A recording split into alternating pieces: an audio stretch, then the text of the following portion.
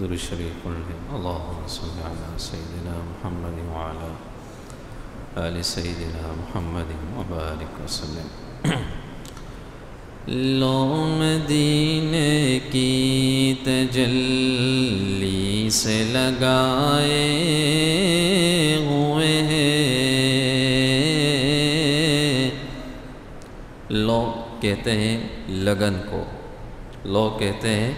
لگن کو۔ شاعر کہتا ہے کہ میں نے اپنی لگن مدینہ منورہ کے ساتھ لگا لی۔ لو مدینے کی تجلی سے لگائے ہوئے ہیں، لو مدینے کی تجلی سے لگائے ہوئے ہیں۔ دل کو ہم مطلع، دل کو ہم مطلع انوار بنائے ہوئے ہیں، دل کو ہم مطلع انوار بنائے ہوئے ہیں۔ کشتیاں اپنی، کشتیاں اپنی کنارے سے لگائے ہوئے ہیں۔ کیا وہ ڈوبے جو، کیا وہ ڈوبے جو، کیا وہ ڈوبے جو محمد کے ترائے ہوئے ہیں۔ کیا وہ ڈوبے جو محمد کے ترائے ہوئے ہیں۔ لو مدینے کی تجلی سے لگائے ہوئے ہیں۔ نام آتے ہی،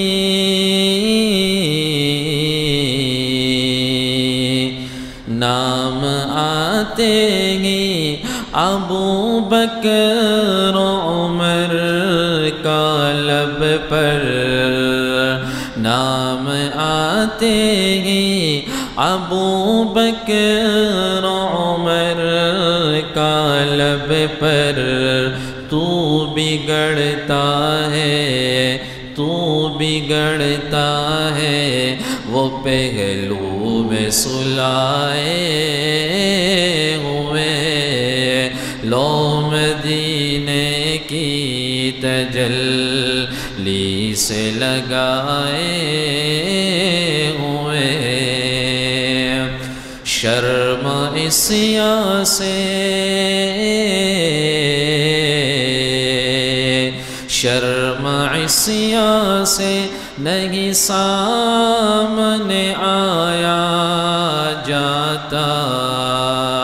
شرم عصیاں سے نہیں سامنے آیا جاتا۔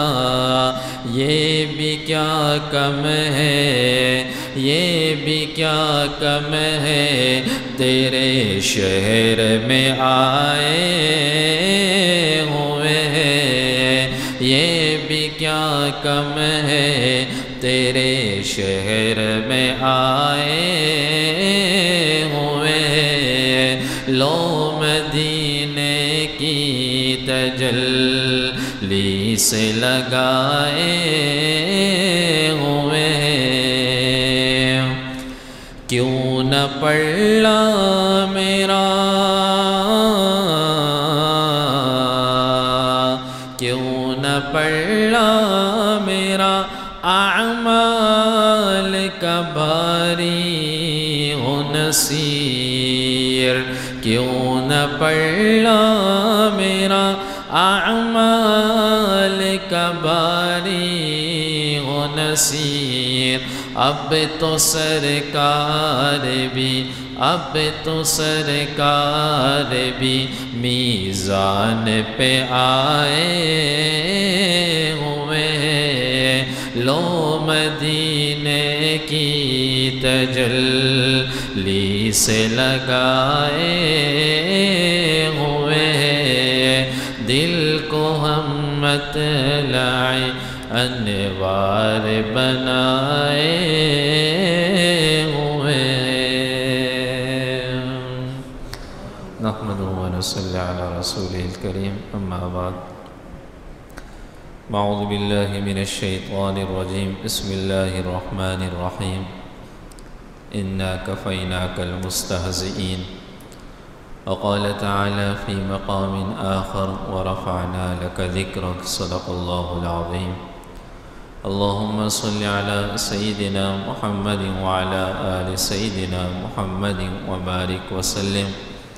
اللهم صل على سيدنا محمد وعلى آل سيدنا محمد وبارك وسلم گزشتہ سیرت کے درس میں یہاں تک بات بیان ہوئی تھی کہ رسول اللہ صلی اللہ علیہ وسلم کے وہ اصحاب کہ جنہوں نے شروع میں اسلام قبول کیا، ان اصحاب پر کیسی تکالیف آئی، کیسی آزمائشیں آئی، اور وہ غلام کہ جنہوں نے اسلام قبول کیا ان غلاموں کو کن تکالیف سے، کن مشقتوں کا انہیں سامنا کرنا پڑا۔ یاد رکھیے جو اسلام، جو نبوت کے شروع کے سال ہے، میں نے بتایا تھا کہ ان سالوں میں اللہ نے صبر کی تلقین کی اور صبر کا اللہ نے حکم دیا۔ ہم جو یہ سیرت بیان کر رہے ہیں اور اس سیرت کو جو ہم سن رہے ہیں، یہ صرف اس لیے نہیں ہے کہ ہم صرف ایک تاریخ ہم نے سن لی اور وہ تاریخ سنی سنائی پھر چلی گئی، نہیں، بلکہ جناب نبی کریم صلی اللہ علیہ وسلم کی سیرت کو سننے کا مقصد یہ ہے کہ ہم اپنی زندگیوں کے اندر حضور کے سیرت کو نمونہ بنائیں اور اپنی زندگیوں کے اندر ان سیرت کے مطابق پھر ہم چلیں۔ آج اگر کسی کافر سے کہا جائے اسلام قبول کرو تو وہ مسلمانوں کے ان اعمال کو دیکھ کر ہم سے متاثر نہیں ہوتا۔ آج کافر ہمارے عملوں سے متاثر نہیں ہے، حالانکہ ہونا یہ چاہیے کہ کافر ہمارے اعمال سے متاثر ہو کر اسلام قبول کرتا، لیکن آج ہمارے اعمال کے اندر وہ روح ہی نہیں ہے، ظاہری اعمال ہے، جو اندر کا روح ہے وہ ہمارے اعمال میں نہیں ہے۔ وہ اسی لیے علامہ اقبال نے کہا کہ رسم آذان رہ گئی روح بلالی نہ رہی، کہ آذان تو ہم پڑھتے ہیں، آذان تو سنتے ہیں، لیکن جو بلال رضی اللہ تعالیٰ عنہ کی آذان کی جو روح تھی وہ ہمارے اندر آج نہیں رہی۔ چویں گویم مسلمانم بلرزم کہ دانم مشکلات لا الہ الا ہو۔ علامہ اقبال فرماتا ہے کہ جب میں کہتا ہوں کہ میں مسلمان ہوں تو میں اس اسلام کا نام لینے کے بعد لا الہ الا اللہ کی مشکلات کو جانتا ہوں کہ لا الہ الا اللہ کی مشکلات کیا تھی، اسلام نے اور مسلمانوں نے کیسی تکالیف برداشت کی۔ آج سیرت کے اوپر بڑی بڑی لائبریریاں بنی ہوئی ہیں اور سیرت کے اوپر ہر زبان کے اندر آج کتابیں مل جاتی ہیں، موجود ہیں۔ جناب نبی کریم صلی اللہ علیہ وسلم کی پوری زندگی محفوظ ہے، اس لیے کہ اللہ نے آپ کا نام تا قیامت اور حشر کے میدان میں بھی زندہ رکھا۔ تو اللہ نے آپ کے نام کو جب زندہ رکھا تو آپ کی پوری زندگی کو اللہ نے زندہ رکھا ہے۔ تو آپ کی پوری زندگی آج لائبریریوں کے اندر موجود ہے، کتابوں کے اندر موجود ہے۔ جو اسلام کے ان شروع ایام اور یہ شروع سالوں کے اندر جو مسلمانوں کو تکالیف ہوئی، جو چند سیرت کی کتابیں میں نے پڑھی اور مطالعہ کیا، مجھے اس میں سے 12 چیزیں سمجھ میں آئی کہ حضور اکرم صلی اللہ علیہ وسلم کو اور آپ کے اصحاب کو ان 12 چیزوں سے گزرنا پڑا، ان 12 باتوں سے گزرنا پڑا۔ پہلی بات جب حضور علیہ السلام نے نبوت کا علی الاعلان اعلان کیا اور اپنے رشتہ داروں کو بھی میں نے بتایا جمع کر کے آپ نے اعلان کر دیا، تو پہلی بات جو حضور کے سامنے آئی کہ مشرکین مکہ وفد کی صورت میں آپ کے شفیق چچا ابو طالب کی خدمت میں حاضر ہوئے، آپ کے شفیق چچا، اور یہ 25 سرداران تھے، 25 سرداران ابو طالب کی خدمت میں آئے اور ان سے کہنے لگے آپ اپنے بھتیجوں کو روک لیجئے، نہیں تو آگے انجام بہت برا ہوگا، انجام بہت برا ہوگا۔ تو آپ دیکھیے اس دنیا میں بھی اگر کوئی ایسا عمل کرتا ہے، کوئی بچہ ایسی حرکت کرتا ہے، تو لوگ کوشش کرتے ہیں ان کے سرپرست کے پاس پہلی شکایت لے کے جاتے ہیں، بھئی آپ اسے سمجھا دو، آپ اسے سمجھا دو ورنہ بعد میں حالات بہت برے ہو جائیں گے۔ تو اسی طرح یہ لوگ حضور علیہ السلام کی شکایت لے کر ابو طالب کی خدمت میں حاضر ہوئے۔ جب ابو طالب کی خدمت میں حاضر ہوئے تو ابو طالب نے جناب رسول اللہ صلی اللہ علیہ وسلم کو بلایا۔ اللہ کے نبی صلی اللہ علیہ وسلم کو جب بلایا، نبی علیہ السلام نے اپنی وہی بات رکھی کہ میں تو اس عمل سے پیچھے ہٹنے والا نہیں ہوں۔ یہاں تک کہ سیرت کی کتابوں میں آتا ہے کہ ابو طالب تھکا ہار کر اس کی آنکھوں سے آنسو بھی روانہ ہوئے اور کہنے لگے اے بھتیجے، مجھ پر وہ بوجھ مت ڈالو کہ جس کو میں آگے برداشت نہ کر سکوں، اتنا بوجھ ڈالو کہ جس کو میں بھی برداشت کر سکوں۔ لیکن جناب نبی کریم صلی اللہ علیہ وسلم کی جو باتیں تھیں وہ ابو طالب کے دل میں گھر کر گئی اور آپ نے فرمایا یا عمی، اے میرے چچا جان، فواللہ لو وضع الشمس فی یمینی، اللہ کی قسم اگر یہ سورج ایک میرے ہاتھ میں رکھے اور ایک ہاتھ میں چاند کو رکھ دیں اور اس کے بعد یہ لوگ کہیں کہ ہماری باتوں کو مان لو، تو میں اللہ کی قسم کھا کے کہتا ہوں میں ان کی بات ماننے کو تیار نہیں ہوں گا، اور میں اپنے اس دعوت کے کام سے پیچھے نہیں ہٹوں گا، میں اپنی یہ دعوت دیتا رہوں گا۔ یہ بات سنی تو ابو طالب کے اندر بھی جرأت آئی اور کہنے لگے اے بھتیجے تو کرتا رہے، میں تیرے پیچھے پیچھے ہوں گا انشاءاللہ، اور تیرے پیچھے پوری سپورٹ جتنی میرے اندر وسعت ہوگی میں کرتا رہوں گا۔ ابو طالب خود بھی بوڑھا ہو چکا تھا، بڑھاپا ان پہ آ چکا تھا، کہنے لگے میں تیری سپورٹ کرتا رہوں گا۔ تو پہلا جو حربہ مشرکین نے آزمایا وہ حربہ ابو طالب سے شکایت کا آزمایا۔ دوسرا حربہ مشرکین نے دھمکیاں دینی شروع کر دی اور مسلمانوں کو اور صحابہ کو اور کبھی حضرت صلی اللہ علیہ وسلم کو دھمکیاں دیتے تو ابو طالب کے تھرو دھمکیاں دیا کرتے تھے، لیکن مسلمان اپنے اور صحابہ اپنے اس دعوت کے کام سے اس وقت بھی پیچھے نہ ہٹیں، اس لیے کہ آپ علیہ السلام نے ارشاد فرمایا اپنے چچا ابو طالب کو کہ دو راستے ہیں اس وقت، پہلا راستہ یہ کہ یہ لوگ مجھے قتل کر دیں اور میں اللہ کے راستے میں شہید ہو جاؤں، اور دوسرا راستہ یہ ہوگا کہ اللہ کا کلمہ یہ غالب آئے گا اور اللہ کے دین کی بات یہ غالب آئے گی، اس کے علاوہ تیسرا کوئی راستہ نہیں ہے۔ جب دھمکیوں سے بھی کام نہ بنا اور چچا بھی سمجھ گیا کہ میرا بھتیجا میری یہ بات نہیں سننے کو تیار اور میرا یہ بھتیجا اپنی بات میں استقامت کے ساتھ قائم ہے، یاد رکھیے دین کے اندر استقامت بڑی چیز ہے، استقامت بہت اچھی چیز ہے۔ اللہ نے استقامت والوں کی فضیلت بیان کی، ان الذین قالوا ربنا اللہ ثم استقاموا تتنزل علیہم الملائکۃ الا تخافوا، بے شک جن لوگوں نے کہا اللہ ہمارا رب ہے اور پھر اس کے بعد استقامت کے ساتھ اس پہ قائم رہے، اللہ نے فرمایا کہ آسمان سے فرشتوں کا نزول ہوگا اس کی موت کے وقت اور اس سے کہا جائے گا تم پریشان مت ہو، غم مت کھاؤ، نحن اولیاؤکم، ہم تمہارے ساتھی ہیں، فی الحیات الدنیا و فی الآخرہ، دنیا میں بھی تھے اور جنت میں بھی ہم آپ کے ساتھی ہوں گے، آپ پریشان مت ہونا۔ وَلِذَلِكَ فَاسْتَقِمْ وَاسْتَقِمْ كَمَا أُمِرْتَ وَلَا تَتَّبِعْ أَهْوَاءَهُمْ، اللہ نے فرمایا استقامت کے ساتھ رہو جس چیز کا اللہ نے تمہیں حکم دیا اور اپنی خواہشات کی اتباع مت کرو۔ ہماری مائیں بہنیں تشریف فرمائیں، استقامت کا مطلب یوں سمجھ لیجئے کہ اگر کسی بہن نے آج پردہ کرنا شروع کر دیا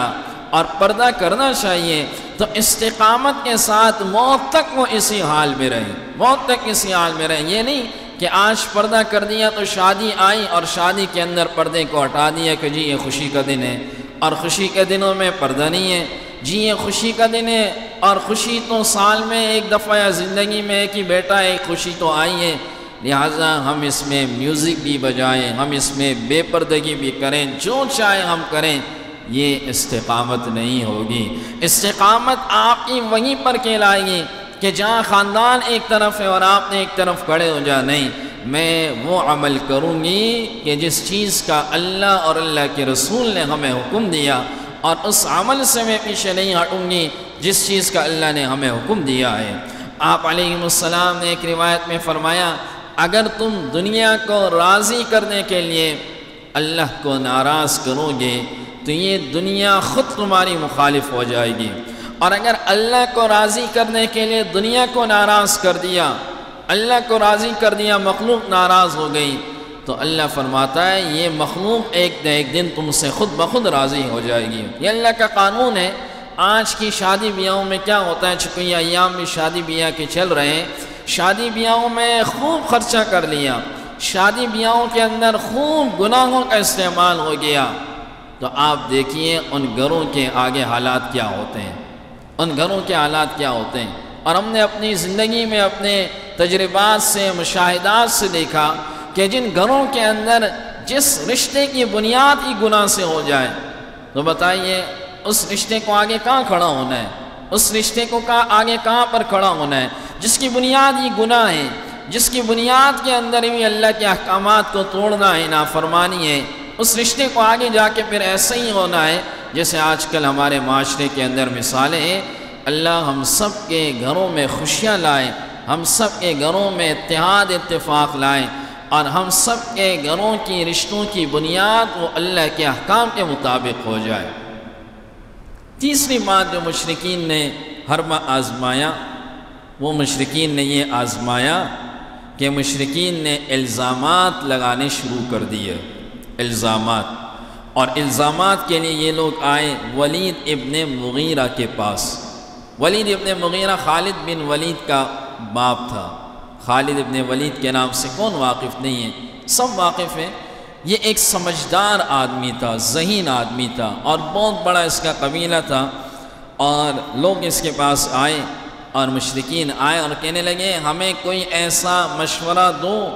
کہ ہم لوگوں کے درمیان وہی بات کریں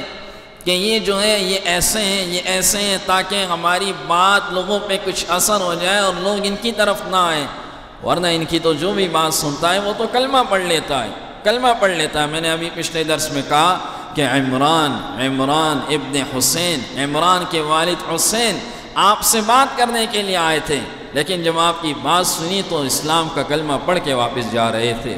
تو انہوں نے آپس میں کہا، تو ولید ابن مغیرہ نے کہا کہ تم مشورہ دو، کیا کہنا چاہیے؟ تو اس میں سے ایک نے کہا کہ ہمیں یہ کہنا چاہیے کہ یہ آدمی نعوذ باللہ کاہن ہے، جسے اللہ نے قرآن میں بھی کہا کہ یہ کاہن ہے، ہمیں یہ کہنا چاہیے، اور اپنی کہانت سے لوگوں کے دماغوں پر حاوی ہو جاتا ہے۔ تو ولید ابن مغیرہ نے کہا اتنا تو میں بھی سمجھدار ہوں، یہ کاہن نہیں ہے، اور تمہاری بات کوئی نہیں سمجھے گا، اور تمہاری بات ماننے کو بھی کوئی تیار نہیں ہوگا۔ کہا کہ دوسرا مشورہ دو، تو باقی مشرکین نے کہا ہم یہ مشہور کر دیں گے کہ یہ مجنون ہے، نعوذ باللہ، یہ مجنون ہے، ہم یہ بات مشہور کر دیں گے۔ ولید ابن مغیرہ نے کہا دیوانہ آدمی صورت سے ہی پتہ چل جاتا ہے کہ یہ دیوانہ ہوتا ہے، محمد صلی اللہ علیہ وسلم یہ مجنون نہیں ہو سکتے، اور کوئی بھی ذی شعور انسان ہوگا وہ دیکھ کے سمجھ جائے گا کہ یہ آدمی مجنون نہیں ہے۔ ما انت بنعمت ربک بمجنون، آپ اپنے رب کے فضل سے مجنون نہیں ہیں۔ یہ آپس میں مشورہ کر رہے ہیں، تو پھر کہنے لگے اچھا اب کیا مشورہ کریں؟ تو اس میں سے ایک نے کہا کہ یہ شاعر ہے۔ تو ولید ابن مغیرہ نے کہا کہ تم بھی عربی کو جانتے ہو اور میں بھی عربی کو جانتا ہوں، اور جہاں تک ہم عربی کے اشعار کے قواعد کو جانتے ہیں، آپ سب جانتے ہو کہ جو آیتیں وہ ہمارے سامنے پڑھ رہا ہے، جو کلمات اور جو قرآن اس پہ نازل ہو رہا ہے، وہ شاعر نہیں ہے، شاعری نہیں ہے، وہ کسی شاعر کا کلام نہیں ہے۔ وما هو بقول الشاعر قلیلا ما تؤمنون، یہ کسی شاعر کا کلام نہیں ہے۔ اچھا پھر کیا کہے؟ تو اس بات پر ان کا اتفاق ہوا کہ ہم یہ مشہور کر دیتے ہیں کہ نعوذ باللہ یہ جادوگر ہے، یہ جادوگر ہے، اور ایسا جادوگر ہے کہ جب کوئی شخص ان کے جادو میں آتا ہے تو جادو میں آنے کے بعد اس کے اپنے اس سے جدا ہو جاتے ہیں، ایسا جادوگر ہے۔ یہ آپس میں ان کا مشورہ ہوا اور کہنے لگے اب سب ایک ہی بات کرنا، اس سے ہٹ کے کوئی بات نہیں کرنا، اور سب یہی بات کرنا اور اسی بات پر تم قائم رہنا۔ تو اللہ نے قرآن میں ان لوگوں کے اس مشورے کا ذکر کیا، انہو فکر وقدر فقتل کیف ثم فکر وقدر فقتل کیف قدر ثم قتل کیف قدر ثم نظر ثم عبس وبصر ثم ادبر واستكبر فقال ان هذا الا سحر يؤثر ان هذا الا قول البشر۔ اللہ نے فرمایا ان لوگوں نے ایک میٹنگ کی اور سوچ و بچار کیا، پھر سوچ و بچار کی، پھر میٹنگ کی، پھر ان لوگوں نے کہا اب ہم کیا کریں؟ وقال ان هذا الا سحر يؤثر۔ میٹنگ کرنے کے بعد یہ مشورہ کیا کہ ہم یہ کہیں گے ایک جادوگر کا کلام ہے۔ اللہ نے فرمایا ما هذا قول البشر، یہ کسی انسان کا کلام ہی نہیں ہو سکتا، یہ تو کسی انسان کا کلام نہیں ہے۔ یہ ان لوگوں کے الزامات تھے جو جناب رسول اللہ صلی اللہ علیہ وسلم کو ان لوگوں نے یہ الزامات کہے۔ ایک صحابی فرماتا ہے کہ جب میں مسلمان نہیں ہوا تھا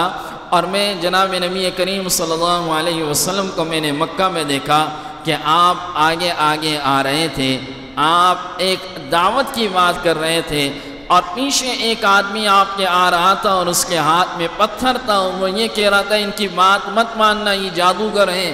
ان کی بات مت سننا یہ جادوگر ہیں۔ لوگوں نے پوچھا یہ پیچھے والا آدمی کون تھا؟ تو کہنے لگا کہ یہ پیچھے والا آدمی ابو لہب جناب نبی کریم صلی اللہ علیہ وسلم کا چچا ابو لہب تھا، کہ یہ آپ کے پیچھے پیچھے آتے تھے اور جہاں آپ آتے تھے جہاں بیٹھتے تھے تو یہ اس قسم کے کلمات اور اس قسم کے جملے کستے تھے کہ لوگوں ان سے دور رہو، یہ جادوگر ہیں، ان کے قریب مت آنا۔ اور خاص طور پر مکہ میں لوگ چونکہ حج اس وقت بھی ہوا کرتا تھا اور حج کے ایام میں باہر سے قافلے آتے تھے، اور جب قافلے آتے تھے تو ان لوگوں نے اپنے بندے مقرر کیے ہوئے تھے، کوئی نیا قافلہ آ جائے تو ان کو ان کے قریب آنے مت دینا، ان کے قریب آنے مت دو کسی بھی شخص کو۔ تو قافلے آتے تھے تو یہ لوگ ان کے پاس جاتے تھے، بھائی یہاں مکہ میں ایک جادوگر ہے ان کے پاس مت جانا، اس طرح کی بات نعوذ باللہ کہتے تھے، ان کے پاس مت جانا، بہت بڑا جادوگر ہے، ان کے قریب مت جانا۔ کئی صحابہ تو جب انہوں نے مشرکین کی یہ بات سنی تو سننے کے بعد وہ آپ کی طرف آئے، کئی لوگ آئے اور کہا کہ آپ کیا کہتے ہو؟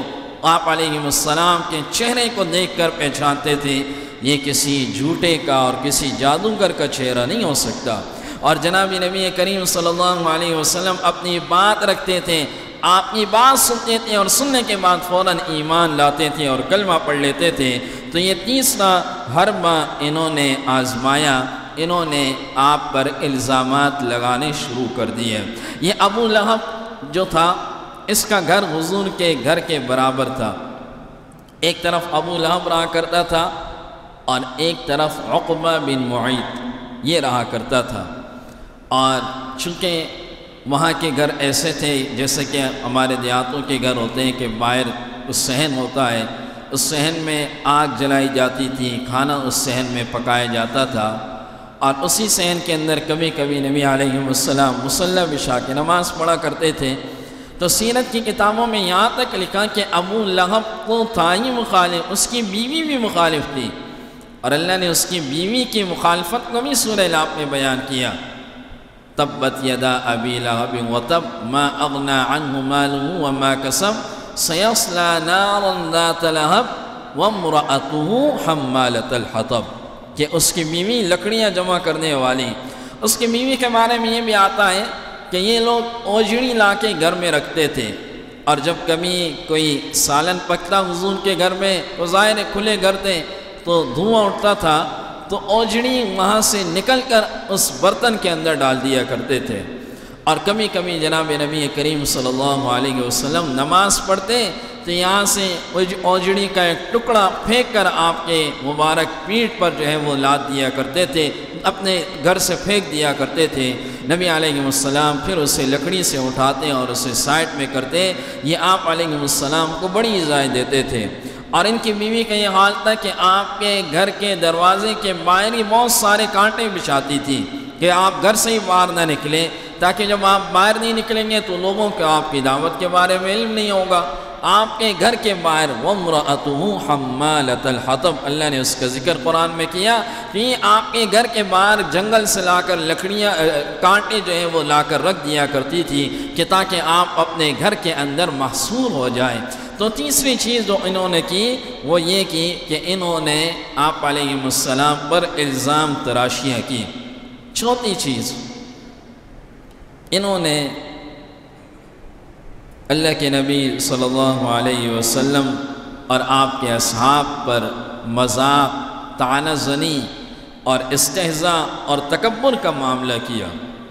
اللہ نے قرآن میں اسے بیان کیا وَكَذَلِكَ فَتَنَّا بَعْضَهُمْ بِبَعْضٍ لِيَقُولُوا أَهَؤُلَاءِ أَمَّنَّ اللَّهُ عَلَيْهِمْ مِنْ بَيْنِنَا، کہ یہ غریب لوگ، کیا یہ غریب لوگ، ان لوگوں پر قرآن نازل ہوا، مالداروں پر قرآن نازل نہیں ہوا۔ وَإِذَا لَقُوا الَّذِينَ آمَنُوا قَالُوا آمَنَّا وَإِذَا خَلَوْا إِلَىٰ شَيَاطِينِهِمْ قَالُوا إِنَّا مَعَكُمْ إِنَّمَا نَحْنُ مُسْتَهْزِئُونَ اللَّهُ يَسْتَهْزِئُ بِهِمْ وَيَمُدُّهُمْ فِي طُغْيَانِهِمْ يَعْمَهُونَ۔ یہ اللہ کے نبی صلی اللہ علیہ وسلم اور آپ کے اصحاب کے خلاف جو ہے وہ استہزاء کیا کرتے تھے، اور آپ کے خلاف جو ہے وہ طعنہ زنی کیا کرتے تھے۔ چنانچہ روایات میں آتا ہے کہ نبی علیہ السلام طواف کر رہے تھے، اور طواف کرتے ہوئے حتیم کے مقام پر یہ لوگ جمع ہوتے تھے، اور حتیم کے مقام پر جمع ہونے کے بعد جب آپ حجر اسود کے قریب سے گزرتے تو یہ لوگ اس طرح ایک جملہ کس دیا کرتے تھے۔ یہ قریش کے لوگ دار الندوہ حتیم کے پاس تھا، تو آپ نے طواف شروع کیا، اور طواف کے دوران انہوں نے اس طرح جملے کسے تو آپ ان کے پاس آئے اور آپ نے کہا یا معاشر قریش، اے قریش کی جماعت، لقد جئتم بذبح، تم اللہ کی قسم میں کہتا ہوں کہ تم سب لوگوں کو ذبح کیا جائے گا۔ یہ لوگ گھبرا گئے، اور ایسے گھبرا گئے کہ یہ جانتے تھے کہ حضور علیہ السلام کی مبارک زبان سے جو لفظ نکلے گا وہ پورا ہو جائے گا۔ اور پھر لوگوں نے دیکھا کہ غزوہ بدر میں جن لوگوں نے اسلام کی کھلم کھلا مخالفت کی وہ ذبح ہو گئے۔ غزوہ بدر والے دن جتنے بڑے بڑے مکہ کے قریش تھے وہ ذبح ہو گئے، قتل کر دیے گئے۔ اللہ کے نبی صلی اللہ علیہ وسلم کے خلاف یہ جملے کسا کرتے تھے، اور اللہ نے اسی کو قرآن مجید کے اندر بیان کیا، اِنَّا كَفَيْنَاكَ الْمُسْتَهْزِئِينَ۔ اللہ نے فرمایا ہم آپ کے ساتھ مذاق کرنے والوں کے لیے ہم خود کافی ہیں۔ اگر یہ استہزاء کرتے ہیں آپ پریشان نہ ہو، ان کے خلاف ہم خود میدان میں آئیں گے، اور اللہ نے فرمایا میں آپ کی طرف سے ان کے لیے کافی ہوں۔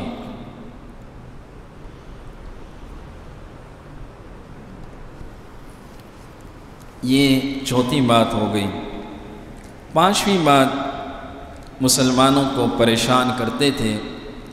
اور پریشان کرنے کا مقصد یہ ہوتا تھا کہ کسی طریقے سے مسلمان اپنی بات سے پھر جائے۔ وقال الذين كفروا لا تسمعوا لهذا القرآن والغوا فيه لعلكم تغلبون۔ یہ پریشان کرتے تھے کہ لوگوں سے کہتے تھے ان کا قرآن مت سنو، ان کا قرآن مت سنو، ان کے قریب مت آؤ۔ حالانکہ آپ کو عجیب بات بتاتا ہوں، یہ جو ابو جہل ہے اور امیہ بن خلف، یہ اللہ کے نبی صلی اللہ علیہ وسلم کا قرآن چپکے سے سنا کرتے تھے۔ ایک دن ایسا ہوا کہ رات کا وقت تھا، تو نبی علیہ السلام اپنے گھر کے اندر رات کے وقت قرآن کی تلاوت کیا کرتے تھے، تو ابو جہل آیا تو دیکھا امیہ بھی وہاں کھڑا تھا، امیہ بھی کھڑا تھا۔ تو ابو جہل نے کہا تم کیا کر رہے ہو؟ اس نے کہا تم یہاں پہ کیا کر رہے ہو؟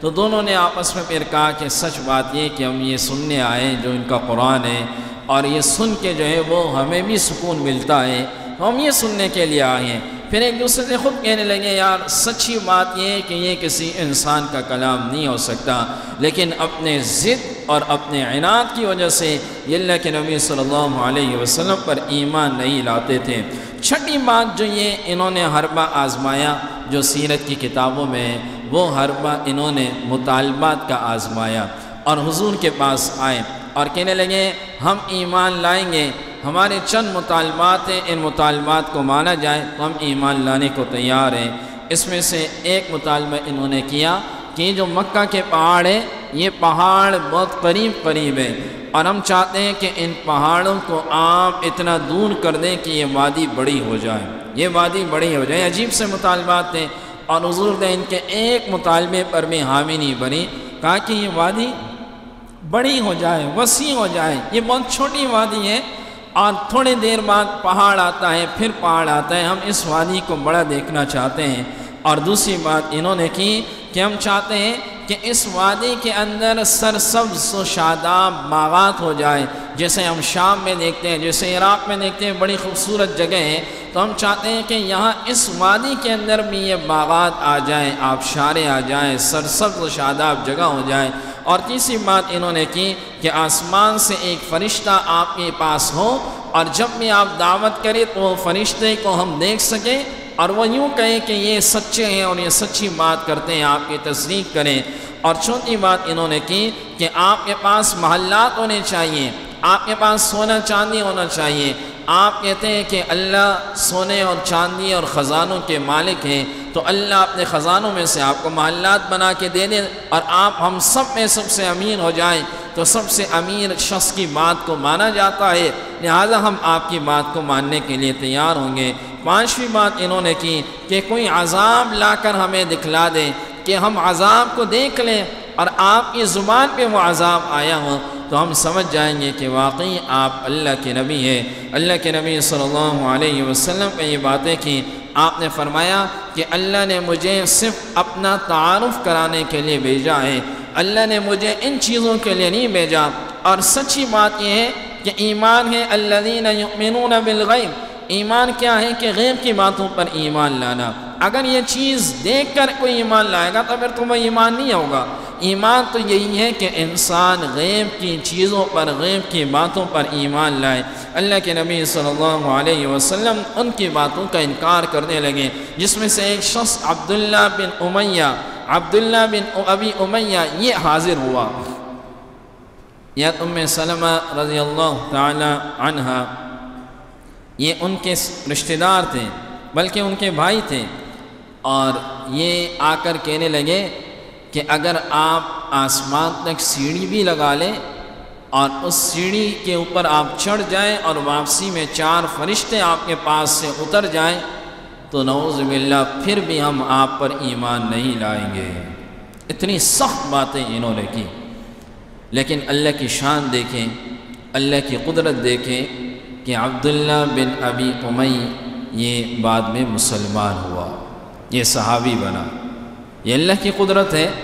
جتنی سخت مخالفت کی لیکن اتنی سخت مخالفت کرنے کے بعد پھر یہ ایمان بھی لائے۔ اور 7واں مطالبہ انہوں نے آپ کو سودے بازی کی پیشکش کی، وَدُّوا لَوْ تُدْهِنُ فَيُدْهِنُونَ، کہنے لگے ہم سب اپنا مال آپ کے پاس لا کے جمع کرتے ہیں، مکہ کے سب سے بڑے مالدار آپ ہو جائیں گے، آپ کی بات مانی جائے گی، آپ یہ دعوت کی بات چھوڑ دیں، آپ اس بات سے باز آ جائیں۔ اور اسی نے کہا ہم مکہ کے سب سے خوبصورت لڑکی سے آپ کا نکاح کرا دیتے ہیں، اور اس کے بعد جہاں جو آپ کہوں گے آپ کو دینے کے لیے تیار ہیں، لیکن آپ اپنے اس بات سے پیچھے ہٹ جائیں۔ اللہ کے نبی صلی اللہ علیہ وسلم ان کے اس بات پر بھی آپ ان کی اس بات پر پیچھے نہ ہٹیں، اور ایک پیشکش یہ کی کہ 1 سال ہم آپ کے خدا کی عبادت کریں گے اور 1 سال آپ ہمارے بتوں کی عبادت کریں گے۔ اللہ کے نبی صلی اللہ علیہ وسلم نے فرمایا یہ کبھی نہیں ہو سکتا کہ آپ ہمارے رب کی عبادت کریں اور پھر ہم آپ کے رب کی عبادت کریں۔ قل یا ایھا الکافرون، اللہ نے سورہ کافرون نازل کر دی، لا اعبد ما تعبدون، میں ان چیزوں کی کمی عبادت نہیں کر سکتا جن چیزوں کی تم عبادت کرتے ہو، ان کی کمی عبادت نہیں کر سکتا جن چیزوں کی تم عبادت کرتے ہو۔ اللہ کے نبی صلی اللہ علیہ وسلم کو اس قسم کی انہوں نے پیشکش کی، اور انہوں نے 8واں جو انہوں نے حربہ آزمایا وہ برملا گالم گلوچ کا حربہ آزمایا،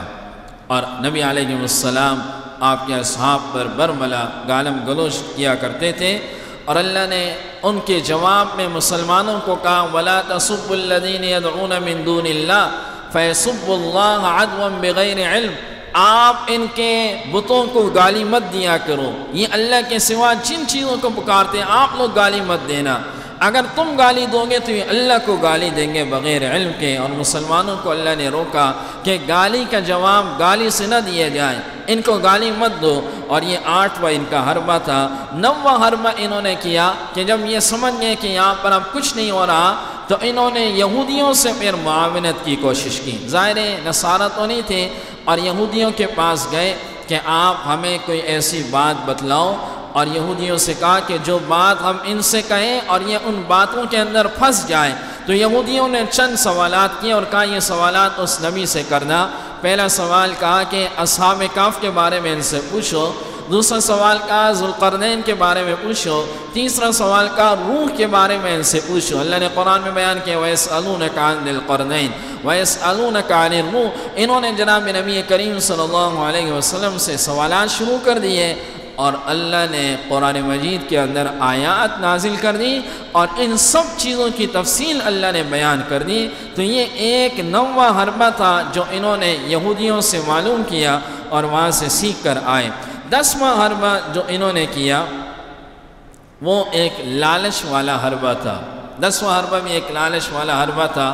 اور عتبہ بن ربیعہ نے اللہ کے نبی صلی اللہ علیہ وسلم کو لالچ اور پیشکش کی۔ 11واں حربہ انہوں نے جسمانی تشدد کا کیا۔ میں نے بتایا تھا کہ غلاموں کو سب سے زیادہ تشدد کا نشانہ بنایا۔ حضرت زبیر بن عوام، حضرت عبداللہ بن مسعود رضی اللہ تعالیٰ عنہ، ان کو انہوں نے جو ہے جسمانی تشدد کا نشانہ بنایا۔ اور 12واں حربہ انہوں نے کیا تعاقب کا حربہ کیا، تعاقب اور پروپیگنڈے کا حربہ کیا کہ مسلمانوں نے مکہ سے حبشہ ہجرت کی، یہ آپ کے تعاقب میں مکہ سے حبشہ آ گئے، اور مسلمان مکہ سے مدینہ گئے، یہ آپ لوگوں کے تعاقب میں مکہ سے مدینہ آ گئے۔ جہاں مسلمان جاتے تھے یہ ان کے پیچھے جاتے تھے، جہاں جاتے تھے یہ ان کے پیچھے جاتے تھے۔ یہ ان کا 12واں حربہ تھا، اور یہ کل 12 چیزیں ہیں جو مشرکین نے حضرت صلی اللہ علیہ وسلم اور آپ کے اصحاب کے ساتھ انہوں نے کیا۔ یہاں تک بات مکمل ہوئی۔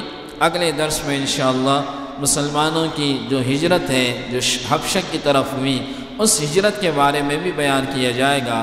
اور اس کے بعد ان کا ایک اور حربہ کہ مسلمانوں کے انہوں نے محصور کر دیا تھا ایک گھاٹی کے اندر، اس گھاٹی کے بارے میں بھی بیان کیا جائے گا۔ اللہ رب العزت سے دعا ہے کہ اللہ رب العزت حضور علیہ السلام کی سیرت کے مطابق زندگی گزارنے کی ہمیں توفیق عطا فرمائے،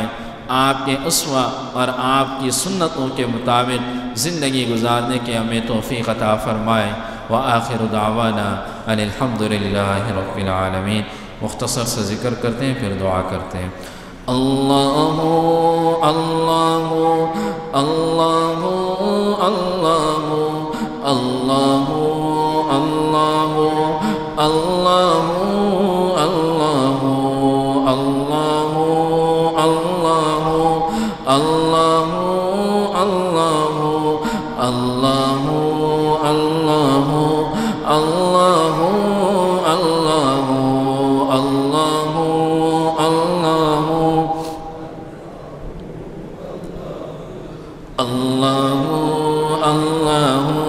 اللہ اللہ لا الہ